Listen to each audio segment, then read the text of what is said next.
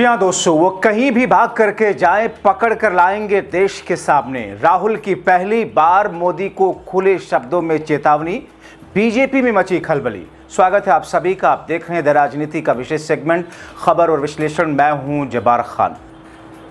दोस्तों, आखिर ऐसा क्या हुआ कि अचानक राहुल गांधी को अपना अंदाज और तेवर दोनों ही बदलना पड़ा? आखिर वो राहुल गांधी जो चुनाव आयोग से लेकर के ईडी, सीबीआई और दूसरी एजेंसियों के ऊपर अपना गुस्सा उतारते थे कि इनके कृत्यों पर आने वाले दिनों में पूरा हिसाब इनके अपराधों का किया जाएगा, मगर प्रधानमंत्री नरेंद्र मोदी को लेकर इस किस्म की चेतावनी राहुल गांधी नहीं देते सुने गए।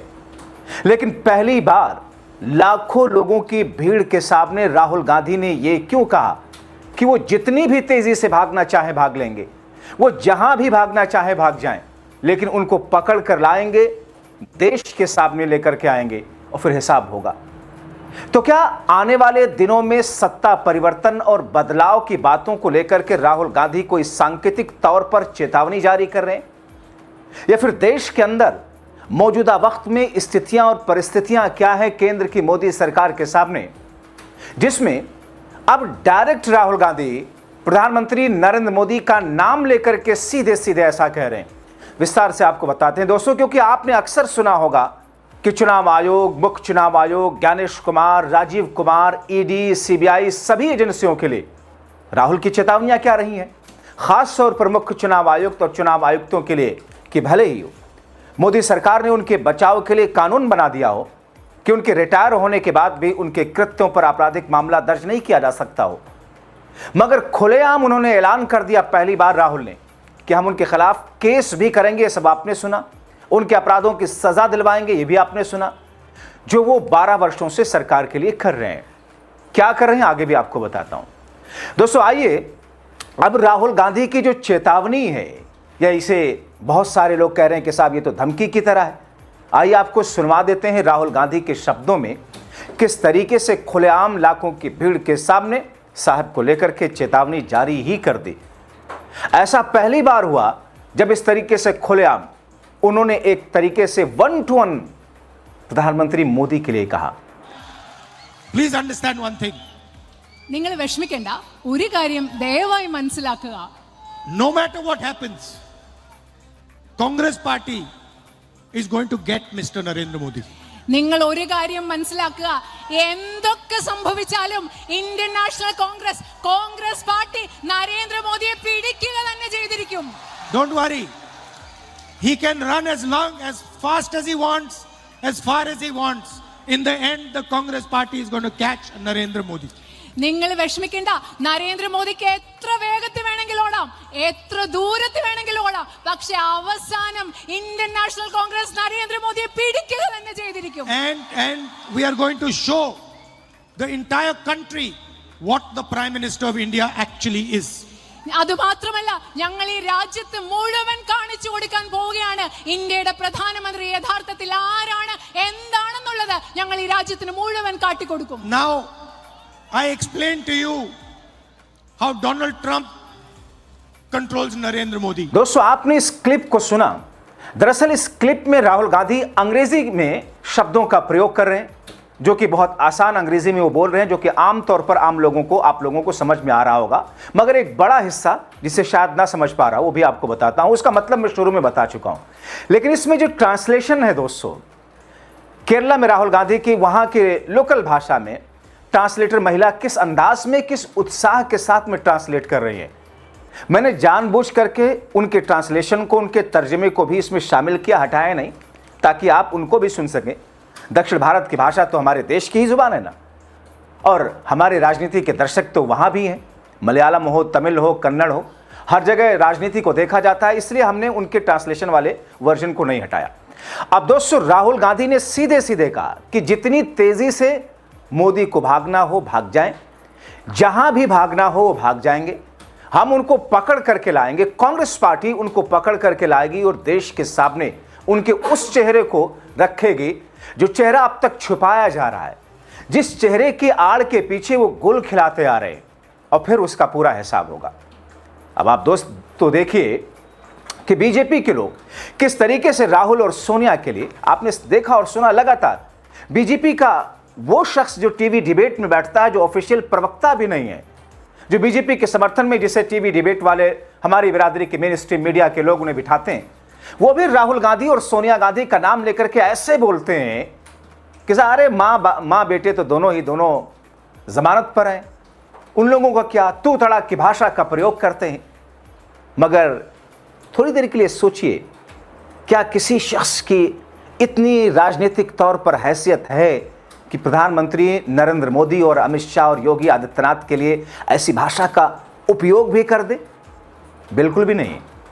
क्योंकि दोस्तों, अगर सवाल पूछे जाने पर, अगर सरकार की नीतियों की गलत नीतियों पर आलोचना करने पर सोशल मीडिया और डिजिटल मीडिया के ज़माने में उनके अकाउंट्स डिलीट करवा दिए जा रहे हैं, उनके अकाउंट्स बंद कर दिए जा रहे हैं, सरकार उस पर अंकुश लगाने के लिए नए नए कानून लेकर के आ रही है, तो फिर सोचिए कि अगर उनको लेकर के सीधे सीधे तू तड़ाक की भाषा अगर कोई प्रयोग करेगा तो उसकी जगह जेल की सलाखों के पीछे होंगी। मगर दोस्तों, लगातार ये लोग राहुल और सोनिया के लिए मां बेटे जमानत पर है, लेकिन राहुल गांधी ने पहली बार खुद ही कह दिया कि हाँ, हम हैं जमानत पर।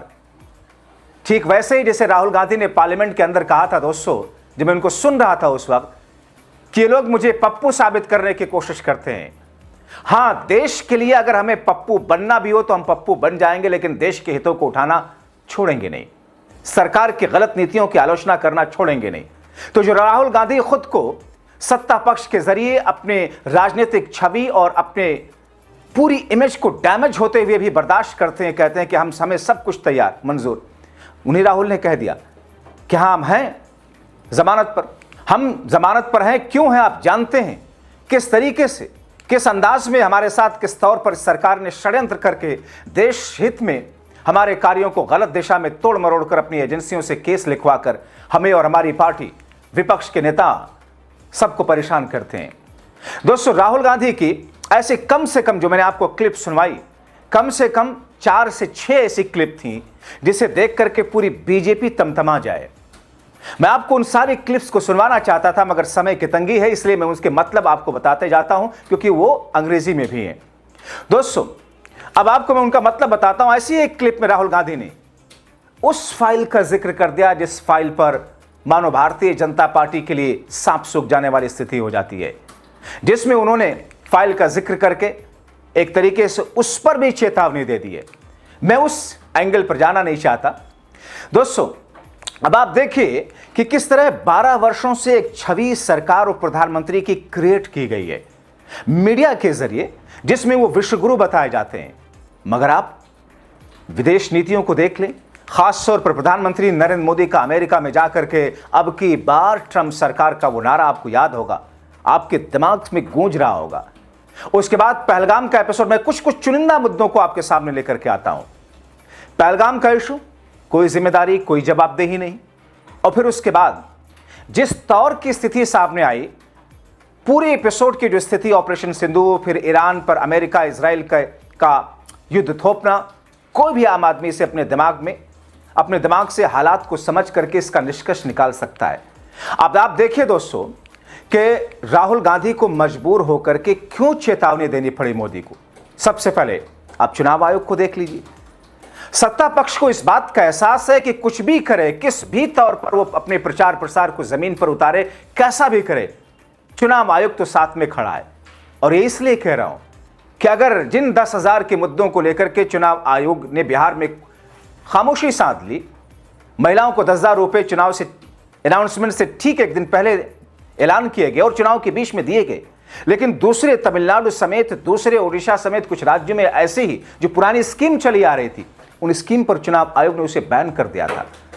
चुनाव आयोग के स्तर पर वोटिंग के बाद में उनके परसेंटेज को बढ़ाने पर कैसे सवालों के बीच घिरता रहा है, किस अंदाज में SIR के जरिए क्या कुछ करता रहा वोट घटाने और बढ़ाने को लेकर के, ये सारी स्थितियां आपके सामने। और सत्ता पक्ष को जब लगता है कि साहब हम कुछ भी करें, हमारा मीडिया हमें तो सही साबित करने के लिए कहेगा कि देखिए जनता ने तो वोट किया, अगर सही नहीं होते तो कैसे वोट करते।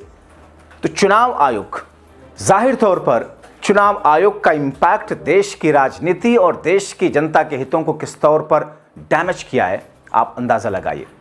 एजेंसियों को देख लें, खासतौर पर ED, CBI भ्रष्टाचार के मुद्दे पर आरोप लगवाकर किस तौर पर, किस अंदाज में इनको गिरफ्तारियां की गई, किस तरीके से दोस्तों, भ्रष्टाचार के मुद्दे पर न खाएंगे न खाने देंगे वाले नारे के बीच में किस तौर पर जो दूसरी विपक्षी पार्टियों के नेता थे, जिनके ऊपर भ्रष्टाचार के बड़े बड़े स्कैम के आरोप लगे, कैसे उन्हीं लोगों को अपने पार्टी में शामिल कर लिया गया और उनके केसेस को रुकवा दिया गया या पेंडिंग में डाल दिया गया। जाहिर तौर पर खुलेआम है, ये तो आंखों में धूल झोंकने जैसा है। आप देखें कि कैसे सरकार तोड़ी गई, सरकारें गिराई गई, अपनी सरकार बनाने के लिए विधायक और सांसद तोड़े गए और हमारी बिरादरी का main stream media, TV media उसे ऑपरेशन लोटस का कमाल बता करके उसे ग्लोरीफाई करता रहा। दोस्तों, क्या किसी पार्टी को तोड़ना, क्या सांसदों के खरीद फरोख्त के साथ सरकारें गिरा करके सरकार बनाना, इसे ग्लोरीफाई किया जा सकता है?